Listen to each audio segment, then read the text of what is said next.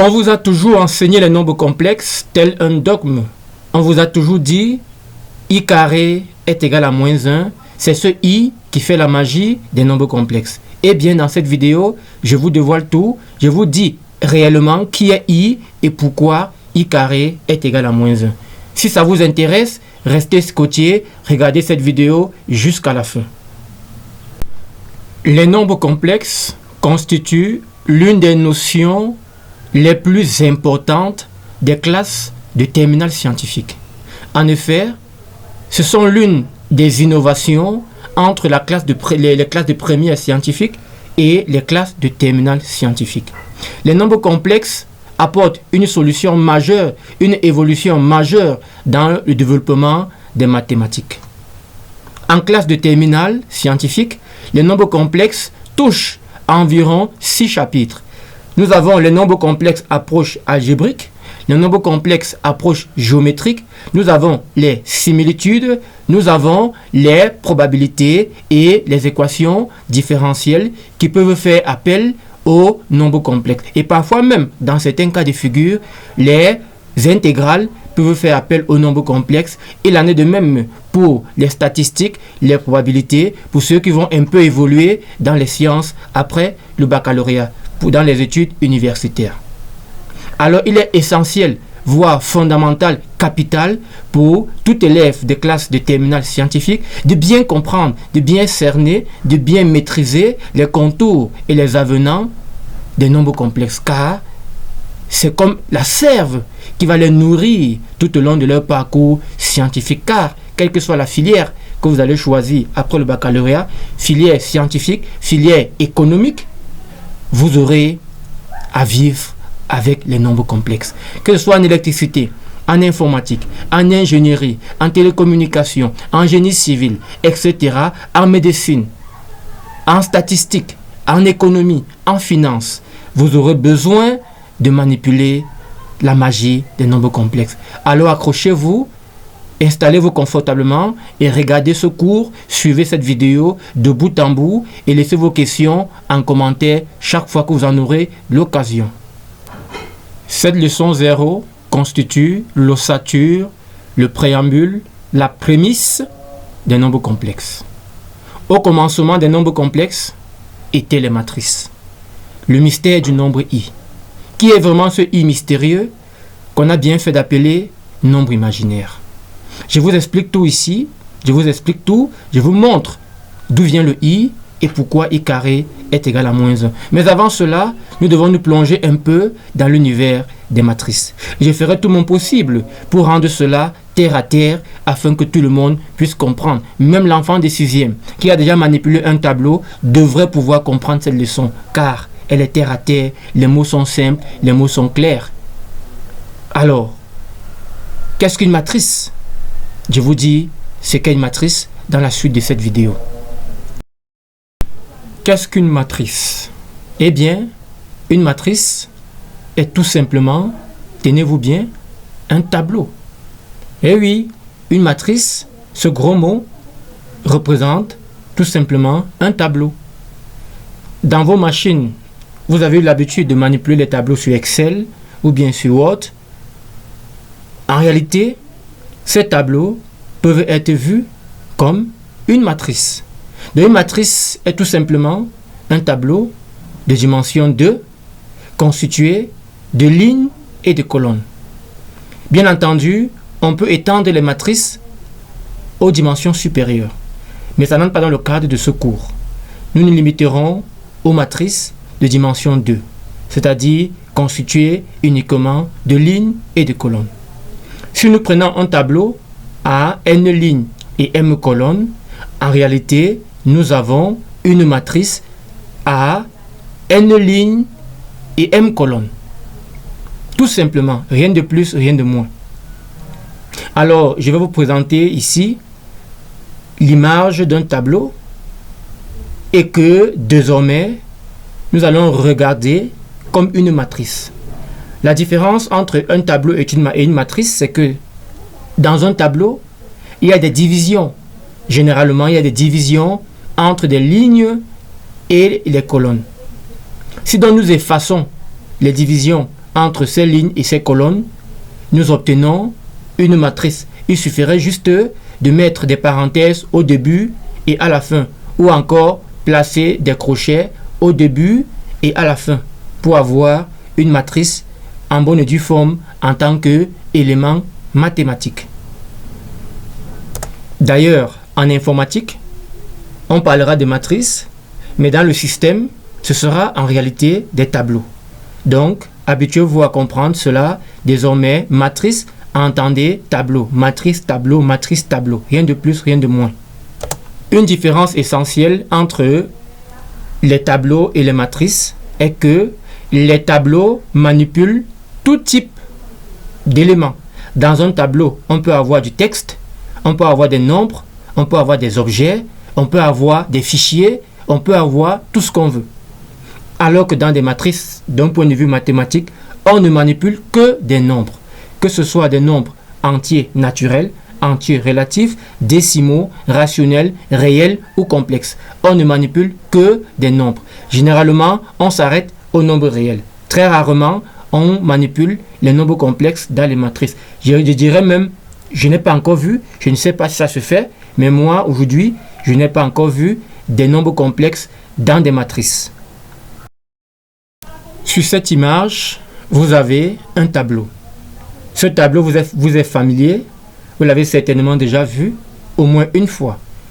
Peu importe votre niveau, même à l'école primaire, les enfants qui ont accès à un ordinateur, qui ont accès à une feuille de calcul, peuvent déjà voir ceci. Même dans les bulletins de notes, très souvent, ils se présentent sous forme de tableau. Alors, sur ce tableau, nous avons en jaune les colonnes, les flèches jaunes matérialisent les colonnes et les flèches rouges matérialisent les lignes. Nous avons 6 colonnes dans ce tableau et 4 lignes. Vous voyez bien qu'il y a des lignes qui séparent les colonnes et il y a des traits qui séparent les lignes et les colonnes. Pour le cas des matrices, nous allons tout simplement effacer ces lignes à l'intérieur du tableau et placer des parenthèses au bord gauche, au bord droit, ou bien un crochet au bord gauche, un crochet au bord droit, et nous avons une matrice. Une petite balade dans l'univers des matrices s'impose. Nous entrons dans le cadre formel des matrices et nous verrons concrètement à quoi ressemblent les matrices et qu'est-ce qu'on peut faire avec des matrices.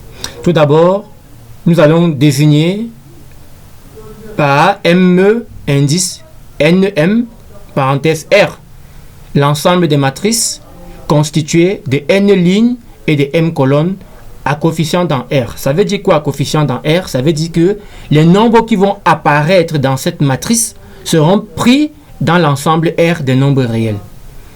Alors, ici, le premier N en indice de grand M représente le nombre de lignes de cette matrice ou encore du tableau associé. Et le nombre petit m représente le nombre de colonnes. C'est ainsi qu'on matérialise l'ensemble des matrices qui respectent ce format. Je rappelle que le format de la matrice, c'est petit n fois petit m, c'est-à-dire le nombre de lignes et le nombre de colonnes. Alors, lorsque j'écris grand A appartient à grand M indice N croix M parenthèse R, c'est pour dire que grand A est une matrice de N lignes et M colonnes à coefficient dans R. C'est une notation pour réduire la longueur de la phrase. Et vous savez qu'en mathématiques, généralement, on exprime des phrases par des symboliques, pas des symboles. Voilà. Alors, lorsque le nombre de lignes est égal au nombre de colonnes, c'est-à-dire petit n est égal à petit m, on parle alors de matrice carrée d'ordre n. Et l'ensemble des matrices carrées d'ordre n est noté grand M indice petit n. Là, on ne précise plus les colonnes parce que le nombre de colonnes est égal au nombre de lignes. Donc, on écrira grand A appartient à grand M indice petit n parenthèse R pour dire que grand A est une matrice carrée d'ordre n. Ça veut dire n lignes, n colonnes et à coefficient dans R. C'est-à-dire les nombres qui vont apparaître dans la matrice grand A seront pris dans le corps R des nombres réels. Voyons concrètement cela à travers quelques petits exemples. Premiers exemples sur les matrices. À l'écran, vous avez deux matrices. Ces deux matrices ont des formats différents. Pour la matrice A, comme vous pouvez le constater, les lignes qui divisaient notre tableau ont disparu et ont été remplacées par deux parenthèses. Une parenthèse à gauche, on appelle ça parenthèse ouvrante. Une parenthèse à droite qu'on appelle parenthèse fermante. Sur la matrice A, nous pouvons observer que les nombres qui apparaissent à l'intérieur sont des nombres entiers, donc des nombres réels. C'est pourquoi, dans la parenthèse de grand M, on a mis grand R, c'est le corps des nombres réels. Maintenant, regardons la structure de la matrice A. Nous avons sur la matrice A 3 colonnes et 2 lignes. La première colonne, c'est 1, 3. Deuxième colonne, moins 2, 5. Troisième colonne, 0, 7. La première ligne, c'est 1, moins 2, 0. Et la deuxième ligne, c'est 3, 5, 7. On dit donc que la matrice A est de format 2 croix 3. Ça veut dire 2 lignes, 3 colonnes. Donc, la matrice A appartient à grand M indice 2 croix 3 parenthèse R. Regardons à présent la matrice B. La matrice B, quant à elle, est constituée de 2 lignes et de 2 colonnes. La première colonne est moins 4, 1 et la deuxième colonne est 3, 2. La première ligne est moins 4, 3 et la deuxième ligne est 1, 2. La matrice B ayant le même nombre de lignes et le même nombre de colonnes, alors on dit qu'elle est une matrice carrée d'ordre 2. Pourquoi 2? Parce qu'on a 2 lignes, 2 colonnes. Donc la matrice A n'est pas carrée, la matrice B est une matrice carrée. Voilà donc devant vous deux exemples de matrices à coefficients réels. Il existe dans l'ensemble des matrices de format donné des matrices particulières. Très particulièrement deux matrices. Voilà deux types de matrices. La matrice identité et la matrice nulle. Alors, lorsqu'on se place dans un format particulier, format carré, parce que pour parler de matrice identité ou matrice unité, il faudrait que cette matrice soit carrée. C'est-à-dire que le nombre de lignes est égal au nombre de colonnes. Alors, pour l'ensemble des matrices carrées d'ordre n, on appellera matrice unité ou matrice identité d'ordre n la matrice qui n'admet que de 1 sur la diagonale, la première diagonale, et les zéros dans tout le reste de la matrice. C'est-à-dire que sur la première ligne oblique, qui va de l'angle supérieur gauche à l'angle inférieur droit, nous n'avons que des 1. Et dans tout le reste de la matrice, ce sont des zéros. Toute matrice qui respecte ce format est appelée matrice unité ou matrice identité d'ordre n. Pour chaque ordre donné, on n'aura qu'une seule matrice qui portera ce nom. À l'ordre 2, la matrice est sous vos yeux, C égale 1, 0, 0, 1. Il s'agit de la matrice unité d'ordre 2. À l'ordre 3, on va compléter 1, 0, 0, 0, 1, 0, 0, 0, 1. Ainsi de suite, on met les 1 sur la première diagonale et les 0 ailleurs. De même pour l'ordre 4. Maintenant, la matrice unité est notée I2, elle est notée I2. Maintenant, pour les matrices nulles, il s'agit tout simplement des matrices dont tous les éléments, toutes les valeurs sont égales à 0. C'est-à-dire, tous les nombres qui apparaissent sur la matrice sont nuls. Alors, on parle de matrice nulle. On peut la noter comme on veut. Moi, ici, je l'ai noté O. J'aurais pu mettre O2 pour dire matrice nulle d'ordre 2. Mais ce n'est pas important ici, ce n'est qu'une notation. Donc retenez que nous aurons dans la suite les matrices unités d'ordre n et les matrices nulles. Pour les matrices nulles, elle peut être carrée comme elle peut ne pas être carrée.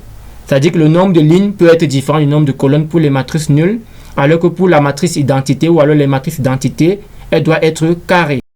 Sur cet écran, je vous ai présenté uniquement la matrice identité d'ordre 2 et la matrice nulle d'ordre 2, car dans la suite de ce cours, nous aurons besoin de la matrice identité d'ordre 2. Les autres ordres des matrices ne nous intéresseront pas dans le cadre de ce cours.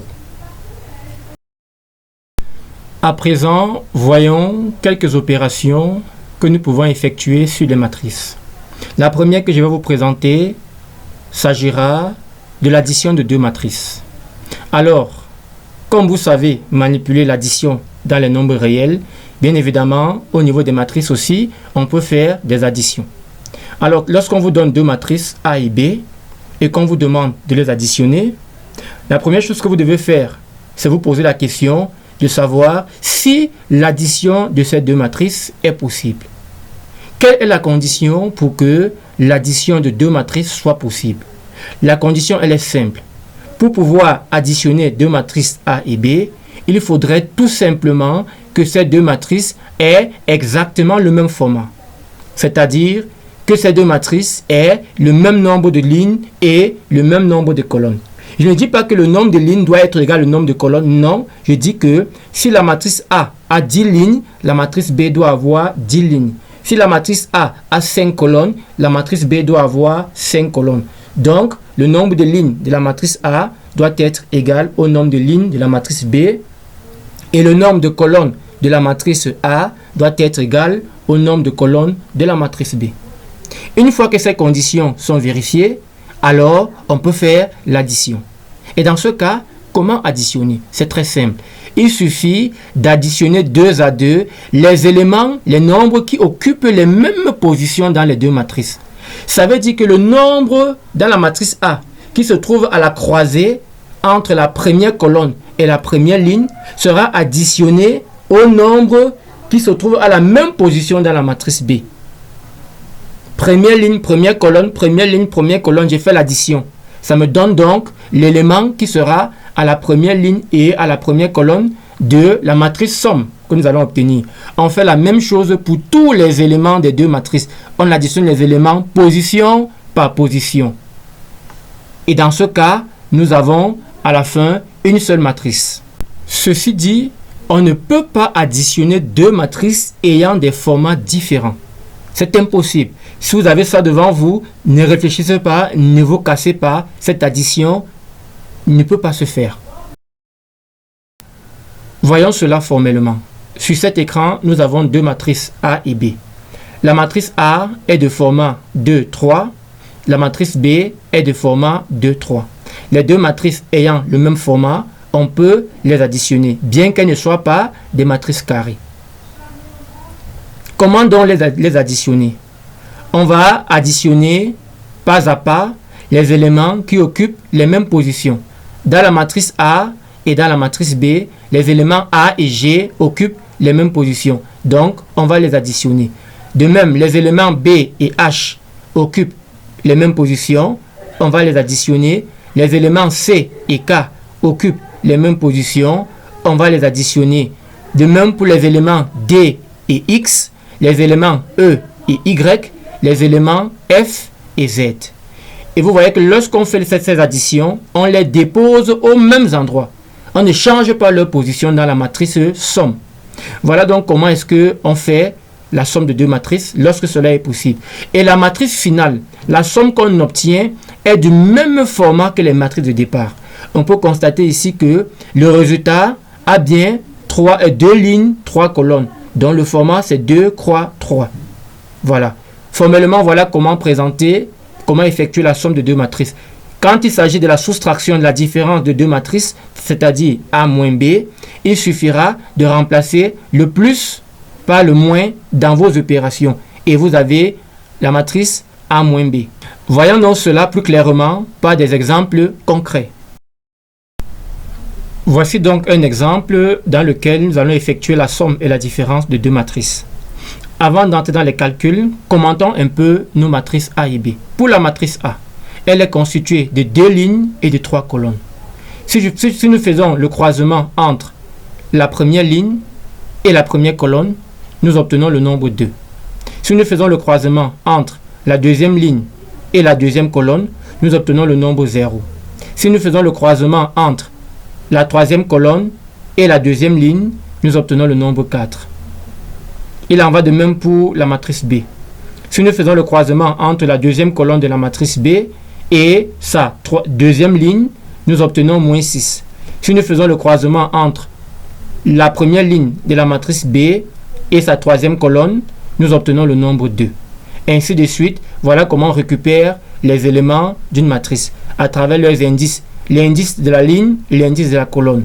Les colonnes et les lignes sont numérotées en commençant par 1. Contrairement à l'informatique où les numéros commencent à 0. En mathématiques, les numéros commencent par 1. Donc ici, pour la matrice A, nous aurons colonne numéro 1, colonne numéro 2, colonne numéro 3. Ligne numéro 1, ligne numéro 2. Alors qu'en informatique, c'est plutôt colonne numéro 0, colonne numéro 1, colonne numéro 2, ou encore ligne numéro 0, ligne numéro 1. En mathématiques, on commence par 1. Très bien. Maintenant, faisons la somme. Nous avons dit que la somme se calcule indice par indice, position par position. Sur la matrice A et la matrice B, première ligne, première colonne, nous avons l'élément 2 et l'élément moins 3. On fait la somme. 2 plus moins 3, on trouve 2 moins 3. Première ligne de A, première ligne de B, moins 3 plus 5. 1 plus 2. Deuxième ligne de A, deuxième ligne de B. 5 plus 7. 0 plus moins 6, ça donne 0 moins 6. 4 plus moins 8, ça donne 4 moins 8. Ce qui donne finalement, première ligne, moins 1, 2, 3. Deuxième ligne, 8 moins 6, moins 4. Pour la différence A moins B, on va procéder de la même façon, sauf que au lieu de faire plus, on va faire moins. Premier élément de A, premier élément de B, première ligne, première colonne, on aura 2 moins, moins 3, ce qui donne 2 plus 3. Première ligne de A, première ligne de B, moins 3, moins 5, 1, moins 2.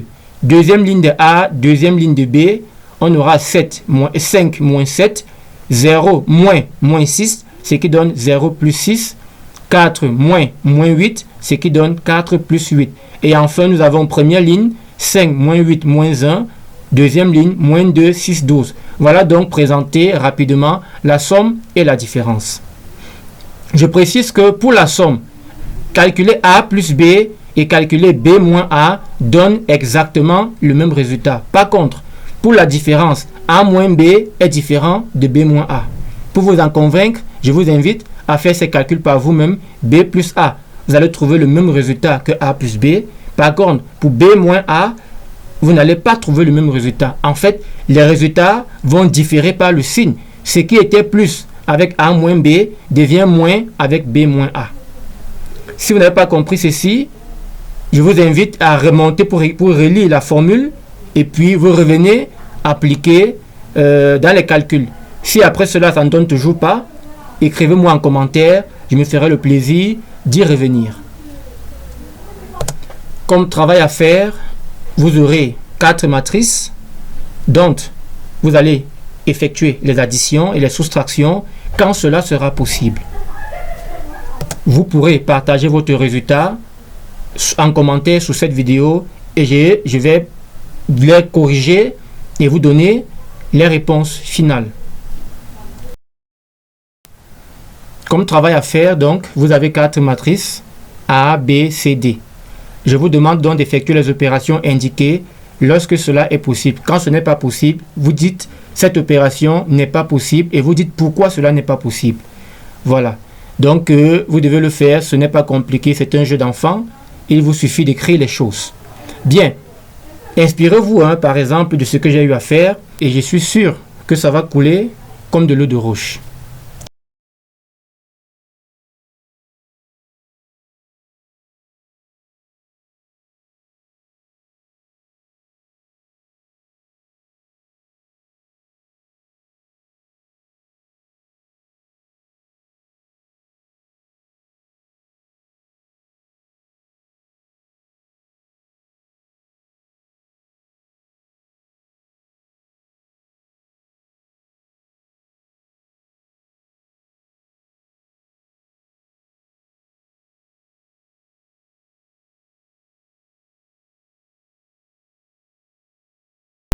Voyons à présent ce qu'il en est pour la deuxième opération qui nous intéressera dans la suite de ce cours. Il s'agit de la multiplication de 2 matrices. Alors, quelle est la condition ou alors quelle est la règle pour multiplier 2 matrices? La règle, elle est simple. Pour multiplier 2 matrices A et B, on doit d'abord regarder quelle est la matrice qui est à gauche. Si c'est A fois B, alors la matrice A est à gauche et la matrice B est à droite. Dans ce cas, pour que ce produit soit faisable, soit réalisable, il faudrait que le nombre de colonnes de la matrice qui est à gauche, c'est-à-dire la matrice A, soit égal au nombre de lignes de la matrice qui est à droite, c'est-à-dire la matrice B. Je répète, pour multiplier une matrice A par une matrice B, il faudrait que le nombre de colonnes de la matrice A soit égal au nombre de lignes de la matrice B. Les deux matrices n'ont pas forcément besoin d'avoir le même format. Non, ça c'est pour l'addition. Pour la multiplication, la condition est ailleurs. La condition se négocie sur les colonnes de la matrice qui est à gauche et les lignes de la matrice qui est à droite de la multiplication.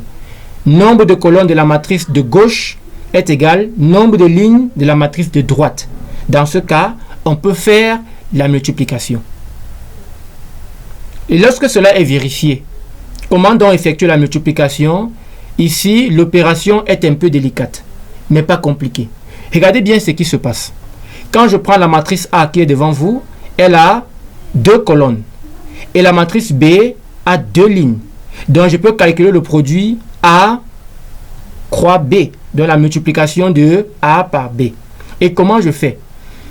Je prends les éléments pour trouver le premier élément de la matrice, c'est-à-dire l'élément qui occupe la position première colonne, première ligne, le croisement entre la première colonne et la première ligne. Entendez bien les chiffres. Première colonne, première ligne. Ça veut dire que je prends la première ligne de la matrice A avec la première colonne de la matrice B. Et je fais le produit A fois G plus B fois X. A fois G plus B fois X. Sur la matrice A, la première ligne c'est AB. Sur la matrice B, la première colonne c'est GX. Je vais donc faire A fois G plus B fois X. Pour obtenir l'élément de la colonne 2, ligne 1 de ce produit, c'est-à-dire deuxième colonne, première ligne. Alors, je suis sur la première ligne de la matrice A et la deuxième colonne de la matrice B. Je fais A fois H plus B fois Y. Troisième élément de la matrice A sur la première ligne, c'est la position troisième colonne, première ligne. Troisième colonne, première ligne. Première ligne de la matrice A, troisième colonne de la matrice B. Je fais A fois K plus B fois Z. De même, je prends la deuxième ligne de la matrice produit. Première colonne, deuxième ligne. Deuxième ligne de la matrice A, première colonne de la matrice B. Je fais donc A fois, il fait donc D fois G plus E fois X. D fois G plus E fois X. Pour avoir l'élément de la deuxième colonne, deuxième ligne, je fais deuxième ligne de A, deuxième colonne de B. Ça me donne D fois H plus E fois Y. Et pour avoir l'élément, le troisième élément de la deuxième ligne de la matrice produit, je fais deuxième ligne de A, troisième colonne de B, c'est-à-dire D fois K plus E fois Z. Nous allons insister un peu plus sur cette opération, ce produit matriciel, car c'est la partie qui dérange très souvent les élèves. Alors, je cherche comment vous amener à comprendre cette opération. Nous allons observer la matrice A croix B. Qu'est-ce que nous constatons? Si nous prenons la première colonne de la matrice A croix B, nous constatons que les éléments de la matrice A apparaissent dans les mêmes dispositions. En haut, nous avons AB, en bas, nous avons DE. Quand nous prenons la deuxième colonne de la matrice A croix B, on voit encore les éléments de la matrice A qui apparaissent A, B, D, E. De même pour la troisième colonne. Maintenant, regardons les éléments de la matrice B. Quand nous prenons la première colonne de la matrice A croix B, la première colonne de B, GX, apparaît dans la première colonne de la matrice produit, mais de façon horizontale, sous la forme horizontale. Dans la matrice B, elle est verticale, mais dans la matrice produit, elle est horizontale. Quand nous prenons la deuxième colonne de la matrice B, c'est-à-dire AHY, elle apparaît dans le produit sous la forme horizontale à la deuxième colonne. Si nous prenons la troisième colonne de la matrice B, c'est-à-dire KZ, elle apparaît dans la troisième colonne de la matrice produit A croix B de façon horizontale. Donc il s'agit en fait d'un produit d'un produit un peu, on va dire ça comment, un produit renversé, si on va dire ça comme ça. Donc, les lignes de A sont multipliées par les colonnes de B. Ainsi de suite. Je ne sais pas comment le dire davantage pour que vous puissiez le comprendre. J'espère qu'avec ces mots, chacun de vous a compris. Et nous allons voir concrètement comment appliquer cela à travers des exemples. Et je vous invite vraiment à refaire ces exemples à la maison pour mieux comprendre. Je voudrais préciser que, contrairement à l'addition de deux matrices, la multiplication n'est pas commutative. Ça veut dire que A croix B n'est pas toujours égal à B croix A. D'ailleurs, il y a des cas où on peut calculer le produit A croix B, mais on ne peut pas calculer le produit B croix A parce que les conditions ne sont pas respectées.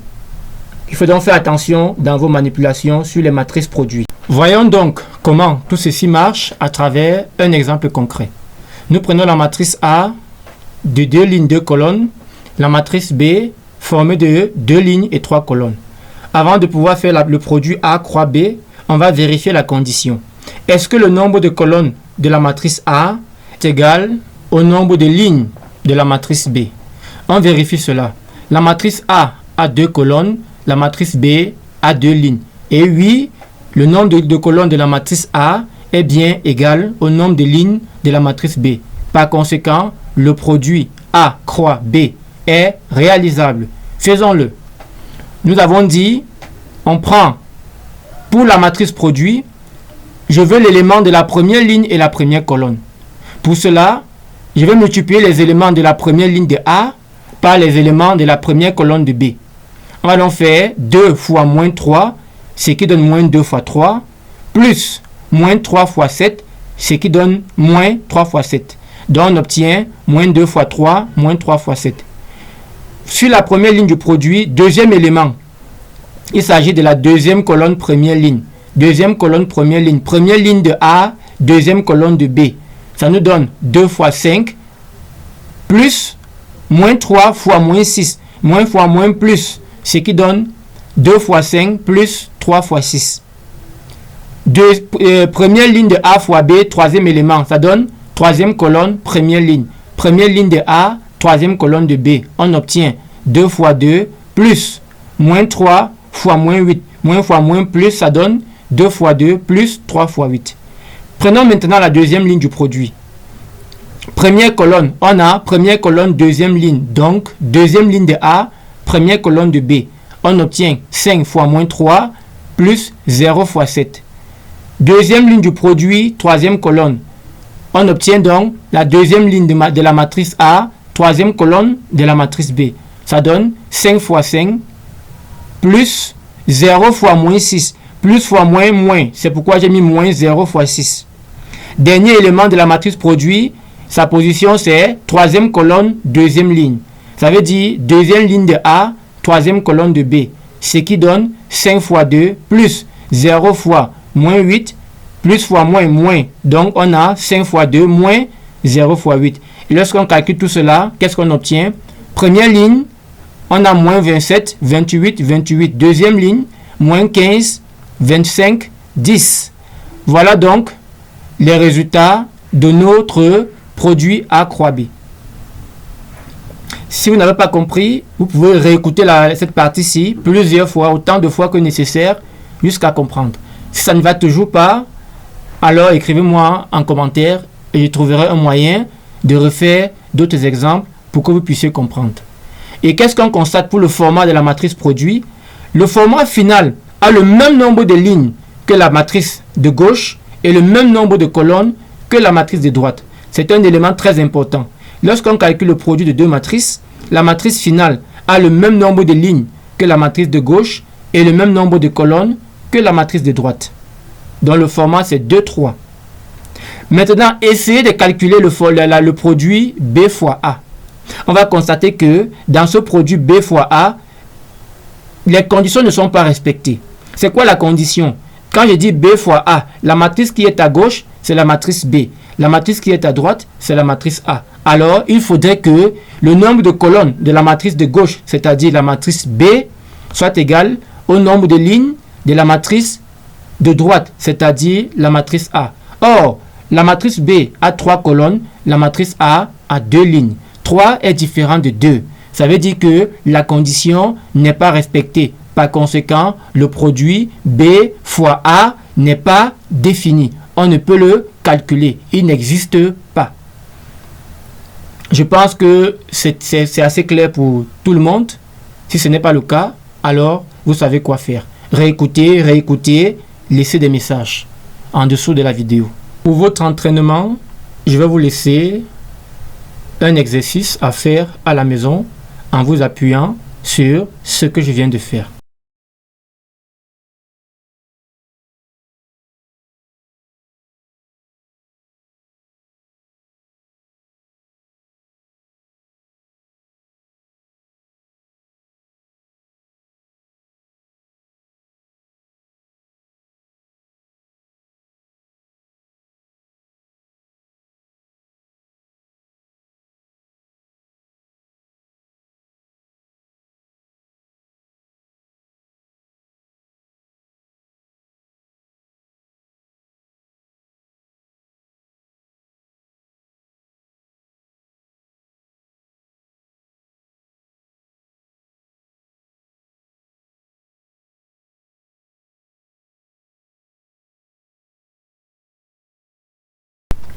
Dans ce petit exercice à faire à la maison, je vous donne 3 matrices de format quelque peu différents et je vous demande d'effectuer les opérations de produit lorsque cela est possible. Et vous pourrez juger par vous-même des résultats que vous allez obtenir. Pour ceux qui le veulent, ils peuvent poster leur travail en commentaire dans la vidéo sous forme d'image et je me ferai le plaisir de commenter leur travail. Dans la suite, nous allons voir un autre aspect de la multiplication sur les matrices. Il s'agira de la multiplication d'une matrice par un nombre réel. La multiplication d'une matrice par un nombre réel est une opération plutôt simple, voire même très simple.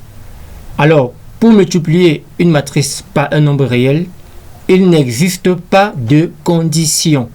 On peut multiplier n'importe quelle matrice par n'importe quel nombre réel.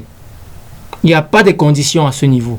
Et pour cela, il suffit de multiplier chaque élément de la matrice par ce nombre réel. Comme vous pouvez le constater à l'écran. Nous avons la matrice A d'entrée G, H, K, X, Y, Z. Nous avons le nombre réel lambda. Pour effectuer la multiplication de A par lambda, il suffit de multiplier chaque élément ou coefficient, on appelle encore coefficient, de la matrice A par le nombre réel lambda et c'est tout. On multiplie juste les coefficients par lambda et c'est tout. Voyons cela rapidement dans un petit exemple. Comme vous pouvez le constater, ici, la multiplication par un nombre réel est très simple. J'ai juste multiplié les coefficients de la matrice par le nombre lambda qui vaut 7. Et nous avons le résultat très rapidement. Il peut se faire avec les yeux fermés. C'est un jeu d'enfant, il suffit de créer les choses. Maintenant que nous avons planté le décor, on va donc entrer dans le vif du sujet, c'est-à-dire montrer que i carré est égal à moins 1. Tout ce que nous avons fait jusqu'à présent était nécessaire pour pouvoir y arriver parce que il y a des opérations à effectuer. I carré par exemple, c'est un carré, donc il faut calculer un produit. Il était important que vous sachiez, que vous appreniez à calculer un produit de 2 matrices pour qu'on puisse arriver à démontrer que i carré est égal à moins 1. Avant de continuer, je voudrais préciser que la multiplication d'une matrice par un nombre réel ne change pas le format de la matrice. Ça ne modifie pas le nombre de lignes et le nombre de colonnes de cette matrice. Quelques précisions sont nécessaires. Si nous prenons 2 matrices A et B de même format, l'addition A plus B produit le même résultat que l'addition B plus A. On dit alors que l'addition de 2 matrices de même format est commutative. Par contre, si nous prenons le produit A croix B, on n'aura pas toujours l'égalité avec le produit B croix A. On dit alors que la multiplication matricielle n'est pas commutative. D'ailleurs, il y a des cas où le produit A croix B existe alors que le produit B croix A n'existe pas. Pour toute matrice A que nous prenons, nous avons vu ce qu'on a appelé matrice nulle. Alors la matrice nulle nous l'avons noté O dans ce cours. Lorsqu'on l'additionne, lorsqu'on l'ajoute à n'importe quelle matrice, elle ne change pas le résultat. C'est comme le 0 dans R. Si on fait 5 plus 0, on trouve toujours 5. De même, si on fait A plus la matrice nulle, on trouve toujours A. Et pour finir, si A est une matrice carrée d'ordre n, alors si on la multiplie par la matrice identité d'ordre n, que ce soit par la gauche ou par la droite, on retrouve toujours la matrice A. C'est un peu comme le nombre 1 dans R. Si on fait 1 fois 5, on trouve 5. Si on fait 5 fois 1, on trouve toujours 1. Ces éléments peuvent être utiles plus tard dans un cours spécifique sur les matrices. Pour ce cours, nous aurons juste besoin du produit de la matrice identité et le carré d'une matrice. C'est ce que nous allons voir tout de suite et maintenant. Appliquons tout ce que nous venons de voir pour montrer que le nombre mystère I vérifie l'égalité I carré est égal à moins 1. Pour cela, nous allons prendre une matrice particulière, une matrice spéciale, à savoir la matrice A qui, sur la première ligne, vaut 0, moins 1. Sur la deuxième ligne, vaut 1, 0. Nous allons donc calculer le carré de cette matrice de la façon qu'on connaît déjà, la façon suivante.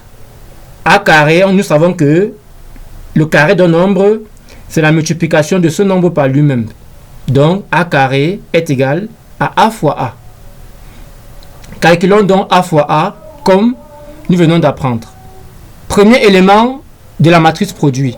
Première ligne, première colonne. Donc, première ligne de A, première colonne de A. Ça fait 0 fois 0, moins 1 fois 1. Deuxième élément, c'est-à-dire deuxième colonne, première ligne, ça va faire première ligne de A et deuxième colonne de A.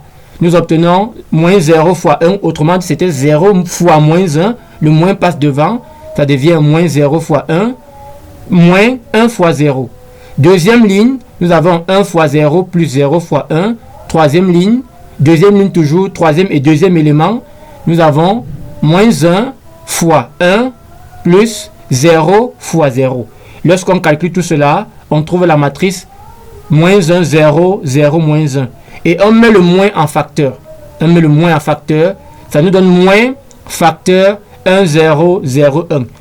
Nous avons vu plus haut que la matrice 1 qui valait 1, 0, 0, 1 était la matrice identité d'ordre 2 que nous avons noté I2. Finalement, nous avons A carré est égal à moins I2. I2 était la matrice unité dans l'ensemble des matrices. Unité, ça veut dire que lorsqu'on multiplie n'importe quelle matrice par cet élément de même ordre, on obtient la même matrice. Nous allons nous servir de cette information pour la suite. Il suffira tout simplement de poser grand A égale à petit I et I2 égale à 1.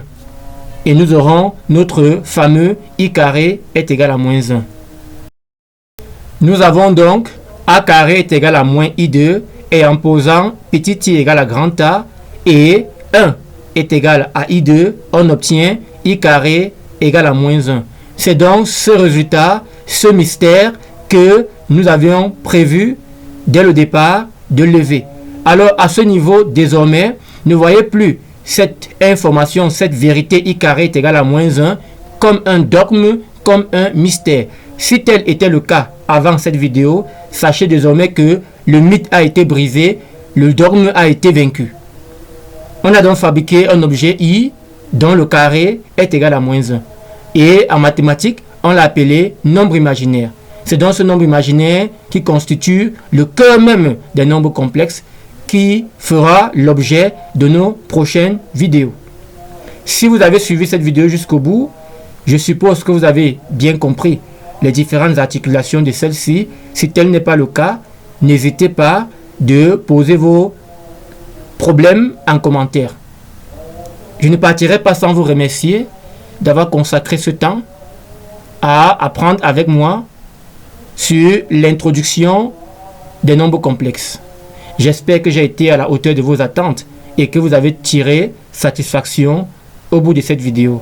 Je suis Michael Talek, au service de votre réussite pour démystifier les mathématiques et briser les tabous de la bête noire. N'hésitez pas à vous abonner, à liker cette vidéo, à laisser des commentaires, à la partager afin qu'elle puisse toucher le plus grand nombre de personnes, le plus grand nombre d'élèves, le plus grand nombre d'étudiants possible. Prenons rendez-vous pour la prochaine vidéo qui portera sur l'écriture algébrique et le conjugué d'un nombre complexe. D'ici là, portez-vous bien et à très bientôt.